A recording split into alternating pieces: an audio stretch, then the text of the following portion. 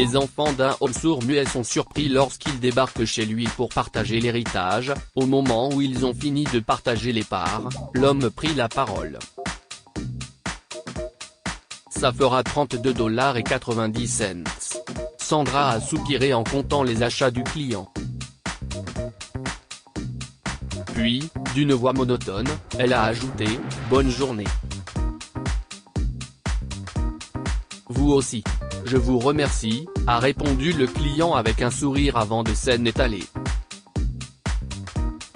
Il avait dû s'efforcer pour ajouter le « je vous remercie », mais cela n'a fait aucune différence pour Sandra. Le bip des scanners de code barre a continué alors que les autres clients qui attendaient leur tour s'approchaient de la caisse. Sandra a enregistré leurs articles à son rythme et leur a souhaité une bonne journée en étant triste et fatiguée, comme elle le faisait tous les autres jours.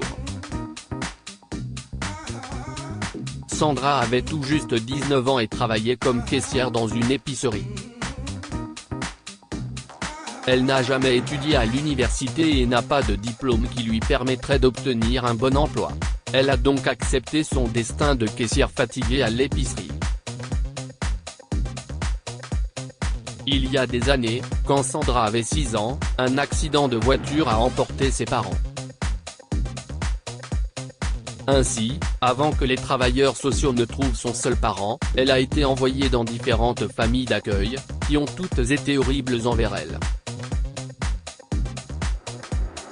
Sandra avait l'habitude de pleurer et de serrer son ours en peluche, M. Fluffy, en suppliant Dieu de lui renvoyer sa maman et son papa. Puis un jour, une assistante sociale l'a informé que sa famille avait été retrouvée. Le cousin de sa défunte grand-mère était prêt à l'accueillir, et il s'appelait Ben. Oh, regarde-toi. Tu es une douce petite chose. Ben a souri à la jeune Sandra, qui le regardait avec de grands yeux bleus. Ben avait 62 ans à l'époque, il avait des dents cassées, et il sentait bizarre. Sandra a serré Monsieur Fluffy contre elle et a dit « Vous êtes Ben ?» « Oui, oui, si estime-moi », a répondu l'homme âgé. « Et tu dois être Sandra.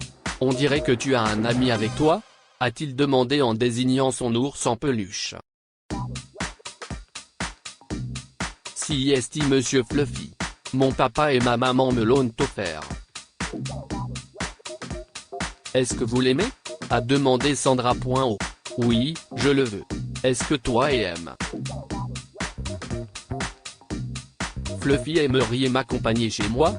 Je sais que je suis un vieil homme, et que je ne suis pas drôle à côtoyer. Mais je suis ta famille, mon cœur. Sandra a secoué la tête, et un petit sourire apparaît sur ses lèvres. Vous êtes drôle, a-t-elle gloussé. Vous sentez drôle. Je vous aime bien, Ben. Malheureusement, Ben était handicapé et ne pouvait pas obtenir la garde de Sandra, il a donc demandé à ses fils de prendre la fille chez eux, ce qu'ils ont fait seulement après sa persuasion. Cependant, avec le temps, les fils de Ben en ont eu assez de s'occuper d'elle et ont commencé à la considérer comme un fardeau. Finalement, Sandra a emménagé chez Ben, et sa vie a changé à jamais. Il était veuf, avait élevé 3 garçons tout seul et ne savait rien de l'éducation d'une fille, mais il a fait tout ce qu'il pouvait pour lui offrir un foyer aimant. Le vieux Ben jouait avec Sandra, la faisait entrer dans une bonne école et lui donnait l'amour d'une mère et d'un père. Il lui a appris à cuisiner.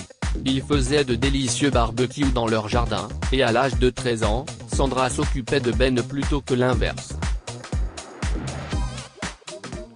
Aussi gentille et attentionnée que Sandra était, elle était aussi une élève brillante. Ben avait de grandes attentes et voulait qu'elle accomplisse des choses incroyables dans la vie. Toutefois, quand Sandra est entrée au lycée, la santé de Ben a commencé à se détériorer. Il devenait plus mince et plus pâle chaque jour qui passait et n'avait personne à ses côtés à part Sandra.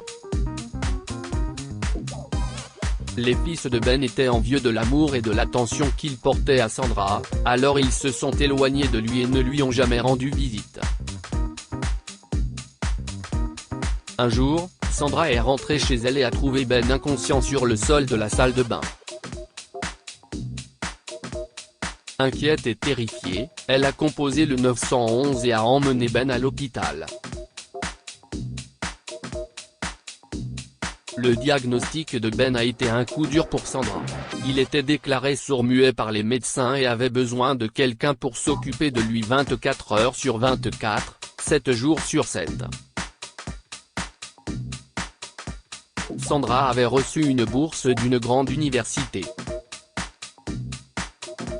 Elle aurait pu faire carrière, mais après le diagnostic de Ben, elle a décidé de mettre sa vie entre parenthèses. Ça va aller, Ben, a écrit Sandra sur un bloc-notes pour lui. Je veux être là pour toi, ok? Affrontons la vie ensemble. Tu n'as pas à faire ça, mon cœur. Je vais m'en sortir. On peut engager une infirmière, a écrit Ben avec des mains tremblantes. Non, a écrit Sandra. Tu étais là quand j'avais besoin de toi, alors je veux être là pour toi aussi. S'il te plaît. Je veux le faire. .sist alors que Sandra a laissé tous ses buts et ses rêves derrière elle et est devenue l'aide-soignante de Ben. Au fond de lui, il était profondément blessé que ses fils ne soient jamais venus quand il avait besoin d'eux. Un soir, Ben était assis seul dans son bureau et regardait par la fenêtre. Alors qu'il se rappelait comment il avait élevé seul ses 3 fils après la mort de sa femme, des larmes coulaient sur ses joues. Logan, Zachary et Gavin étaient son sang et sa chair, mais ils ne se sont jamais occupés de lui une fois qu'ils ont réussi dans la vie. Quand il a eu une micro-attaque, ils n'ont même pas pris la peine de se montrer à l'hôpital ou de demander s'il allait bien. Tout ce qu'ils ont fait, c'est envoyer des messages. Hey, papa, tu sais comment sont les choses au travail. Tout est juste fou en ce moment. J'espère que tu peux comprendre. Eh bien, je suppose que les médecins doivent faire du bon travail. Techniquement, je ne peux pas m'occuper de toi, papa. Je veux dire, tu dois prendre soin de toi. Ouah. Je suis content que tu ailles bien maintenant. Peut-être que je prendrai congé la semaine prochaine pour venir te voir. Quelque part, Ben sentait que ses fils se fichaient qu'ils vivent ou qu'ils meurent. Alors il s'est décidé. Cette nuit-là, alors qu'il était dans le bureau, Ben a tapé un message et l'a envoyé à ses fils. Bonjour, les enfants, j'espère que vous allez tous bien. Comme vous le savez, ma santé n'est pas au mieux. J'ai décidé de m'occuper de mes affaires avant que Dieu ne m'appelle, alors j'espère vous voir tous chez moi ce vendredi. Je vais partager l'héritage entre vous tous. J'espère vous voir à 14 h. Ça vous va, papa? Puis Ben a écrit un message à Sandra aussi. En quelques secondes, son téléphone a reçu la réponse de cette dernière. Je n'ai besoin de rien de ta part. Tu as fait plus pour moi que n'importe qui d'autre. Merci, Ben. Je t'aime.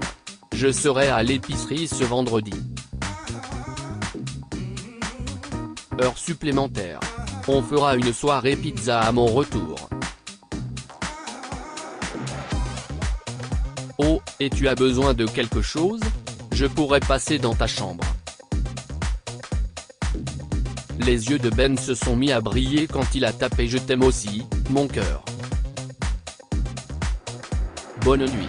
Je vais bien. Au cours des jours suivants, les fils de Ben ont répondu, ce qu'ils ne faisaient que si cela leur était profitable, et ils ont tous dit qu'ils seraient là à l'heure.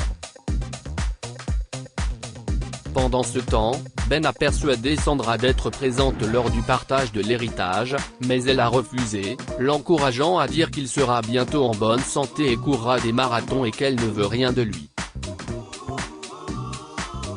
Tu m'as aidé à trouver un emploi au supermarché, et je peux gagner ma vie. Tu m'as aussi donné une maison quand mes parents sont morts. De quoi ai-je besoin de plus? Rien, Ben, rien. Je veux juste que tu vives encore de nombreuses années, lui a écrit Sandra. Mais les fils de Ben ne pensaient pas de la même façon. Logan, Zachary et Gavin sont arrivés à la maison de Ben plus tôt que prévu, annulant tous leurs plans pour la journée. En s'asseyant sur la chaise en face d'eux, Ben a glissé une liste et une note sur la table. Tu n'avais pas besoin d'écrire autant, papa, a rigolé Logan, la note dans ses mains. Tout ce que tu avais à écrire, c'était « Prenez vos parts avant que mes poumons ne lâchent et que je finisse par mourir ». Oh attends, tu ne peux pas nous entendre, hein? Laisse-moi l'écrire pour toi. Les yeux de Ben se sont mis à briller quand il a lu ce que son plus jeune enfant avait écrit. C'était une chose très irrespectueuse à dire, Logan, pensa-t-il. Tu ne dois pas oublier que je suis ton père. Si est hilarant. Zachary s'est moqué. Je veux dire, tu ne peux même pas nous parler ou nous entendre. Alors, on est censé s'asseoir ici et écrire de jolis messages pour toi? Horrible. Tu aurais pu simplement appeler l'avocat. Allez, les gars, a ajouté Gavin. Si est un vieil homme. Et il ne peut pas nous entendre, donc on n'a pas besoin de faire semblant de s'inquiéter. Arrangez juste vos parts, et partons d'ici, ok? Je vais commencer. Je suis le plus âgé, j'ai droit à la plus grosse part. Attendez. Logan est intervenu. Ce n'est pas parce que papa n'est pas mieux qu'un mauvais payeur que vous allez faire ça comme ça, ok? On mérite tous notre part. Si est la faute de papa, pourtant, a dit Zachary. Comme, il ne peut rien faire correctement? Comment a-t-il pu tomber malade sans s'occuper de ses affaires légales? Sacrément malade. Il suffit de faire les choses avant de mourir. Si est si difficile que ça? La réunion est une affaire dégoûtante, les trois fils de Ben se battant comme des chiens errants pour l'héritage. À de nombreuses reprises, les trois jeunes hommes ont reproché à leur père d'être un sourd-muet incapable et de leur laisser le soin de choisir ce qu'ils recevraient. Pourquoi devons-nous laisser des choses pour elles? A demandé Zachary lorsque Ben leur a écrit une autre note, leur disant qu'il voulait que Sandra soit incluse dans le partage de l'héritage. Vous devez le faire, a insisté Ben et a secoué sa tête. Cette sorcière. Hug, je la déteste. Tu as perdu la tête? A écrit Zachary. Elle doit faire partie de tout ça. Si estime ma décision, a encore écrit Ben. Bien, ok. On lui laissera quelque chose, a écrit Logan à la hâte. Même si on ne la considère pas comme faisant partie de notre famille. Après avoir passé quelques heures à se lancer des insultes salaces les uns aux autres et à Ben, les trois jeunes hommes se sont mis d'accord sur leur part. Ils ont fait une liste et l'ont passée à Ben. L'homme âgé a alors souri et a fait quelque chose que les garçons n'auraient jamais pu imaginer. À mon tour. Ok, les garçons? Il a pris la parole, et ses trois fils l'ont regardé avec incrédulité. Tu viens de parler ? Les yeux de Zachary se sont élargis sous le choc. Comment diable est-ce même possible ? Cela signifie que… Tu as tout entendu. Tu nous as entendus, a halté Gavin. Les trois hommes sont sortis en trombe de la maison de Ben, le maudissant de leur avoir fait perdre leur temps. Ce qu'ils ne savaient pas, c'est que Ben était très malade et qu'il n'avait pas assez de temps. Ben n'avait pas non plus parlé de son plan à Sandra parce qu'il voulait déterminer son véritable héritier.